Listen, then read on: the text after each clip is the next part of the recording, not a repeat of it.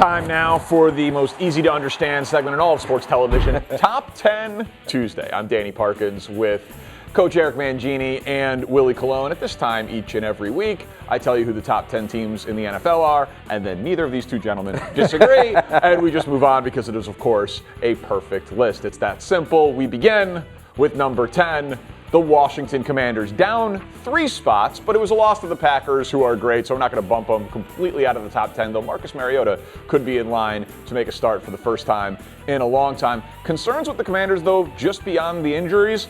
Laremy Tunsil, where's that impact? Because 7 sacks for that offensive line allowed in just 2 games. They are 21st in yards per play. The offense not looking as elite as we thought it would coming into the year. Number 9, we've been talking about them all day, the Tampa Bay Buccaneers, unranked last week, clutch. We know what Baker Mayfield can do, but if you actually want to quantify it, tied for the most touchdowns in the fourth quarter in the last 2 years, second best passer rating in the fourth quarter in the last year. Money time, money performance from that quarterback, and they're not fully healthy yet. So when Baker said last night their best ball is still to come, I think he's got a lot of reason to believe that. Number 8, Willie, you were right. I had him outside the rankings before the year, and it was a mistake. I've seen enough with the Los Angeles Rams, who entered the top 10. And you could talk about Stafford and Devontae and Puka and what they want to do with the running game.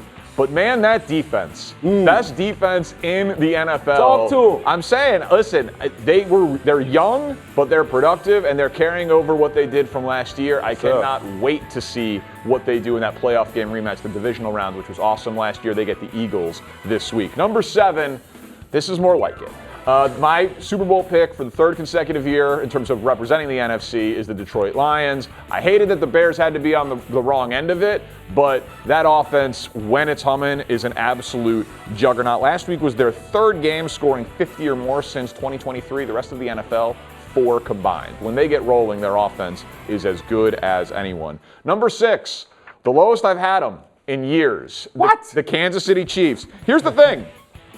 They're going to get the benefit of the doubt from me longer than most people would like them to get the benefit of the doubt. Well, we'll get into it. But there's no Worthy, there's no Rice. I still think by far their best is still to come.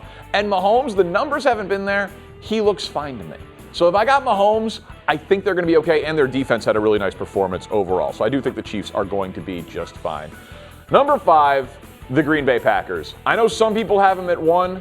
I don't trust the quarterback to not throw interceptable balls. He's had some good luck so far. The passes that he's thrown that have been in harm's way have just fallen to the turf. So that hasn't happened, but their defense this year has allowed 9 points and 0 touchdowns. So that's pretty good. But number 4, the Chargers. Now I can talk about Justin Herbert, and I have. And I will. A lot. That he's top 5 in every category. Top 5 in touchdowns and yards and completion percentage and rating. But how about the Chargers defense, which is carrying over its production, where it was the number 1 scoring defense last year, picking up right where it left off as a top 3 defense overall to start the year. 3rd in scoring, 1st in passer rating. They have allowed 1 touchdown through the air. Pretty impressive considering, of course, they played Mahomes in week 1. Number 3, there is no change, the Baltimore Ravens. I can't jump you up for blowing out the Cleveland Browns when that is exactly what you are supposed to do. But since the beginning of last year, Lamar Jackson just a cool 47-4 touchdown to interception ratio. That's going to win you a lot of games, unless, of course, you're Baltimore and it's January. Number 2 would be the Buffalo Bills and Josh Allen and everything that they are able to do. James Cook, by the way, unbelievable production on the ground. And here's the thing about Buffalo. We can put up the Bills' schedule, please. Why everyone thinks they're going to be the 1 seed is because they're going to be the 1 seed. Miami, New Orleans, New England, Atlanta, they're not going to lose the bye. Carolina, they get the Chiefs at home. I mean, there's just not much there. The Chargers have an easy schedule too, so I think the Chargers are going to have something to say about that. We can talk about that as we go. But man, Buffalo is playing well. They got that win against Baltimore, and the road in front of them is looking good. And then number 1, this is just my own personal rule for Top 10 Tuesday.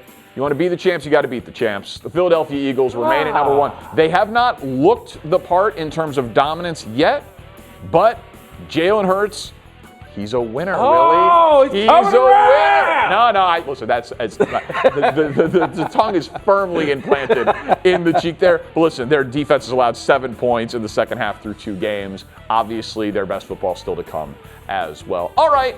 Perfect list, Coach? It's surprising. I agree with you a lot more than I ever agree with Nick, but we're not quite at the perfect list. No, all right. Perfection is unattainable. There are a lot of good things on the list. I like Detroit, and I really like Johnny Morton, the new offensive coordinator. This guy I was worked with in San Francisco, but I think you're a little too high on him right now. And as you look at the game last week against Chicago, I don't know if the narrative is that the Lions are back to who they were, or if the narrative is Chicago's worse than what we thought they were going to be. It's a combination. And what I didn't love, I didn't love the volume. I know you loved it, the volume of celebration that Detroit had, the whole, it's funny. The idea that this was some big revenge game, but the amount of time that gets spent on this celebration, prepping for the celebration. Look, it's week 2. They had a nice game, but to see it consistently is what I'm going to need to do with 2 new coordinators. And I wouldn't start celebrating Detroit in the sense that they're back. So when I do these things, like if you've been good for a long time, I'm going to give you more of the benefit of the doubt, and that's reflected in a lot of the rankings here for my list. But I understand, and we disagree. I love the celebration. If you're taunting and trash talking, even if against my team, I gotta respect it. All right, so Coach had a quibble. Willie, perfect. Well, first of all, bless your kind heart. You are a giving man. I gotta give you that. Thank you. I do have a problem with your list. Any team that starts off 0-2 doesn't deserve to be in the top 10. That's just me. That should be for everybody walking around. So I'm going to drop them Chiefs, and I'm going to raise those Rams. You got to understand, the Rams want to get their lit back after especially losing to the Eagles in the playoffs, right? But this season is contingent on their health of Matthew Stafford and his plate-making ability. I got a little tape for you. Here we go right now. Rams versus Titans, 2nd and 10 on the 35. Look at this big offensive line. I talked about Matthew Stafford's health, and that clean pocket is necessary if this team wants to be successful. Watch him step up in the pocket. A no-look dime to Devontae Adams on a completion. Man, when you talk about the way they play and the weapons they have, Puka Nacua, Kyron Williams, this offensive line is playing well. Not to have a Lark Jackson. This defense is backing them up in a major way. The Rams are legit, and they're coming for the #1 spot. So you can sleep now, but them rowdy Rams, watch out, baby. That's a hell of a throw you just showed. You got him beating the Eagles?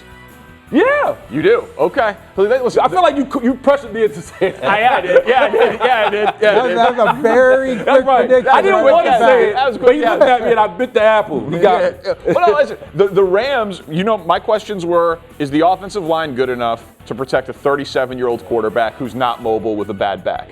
And I still have those questions over the course of a 17-game season and the postseason.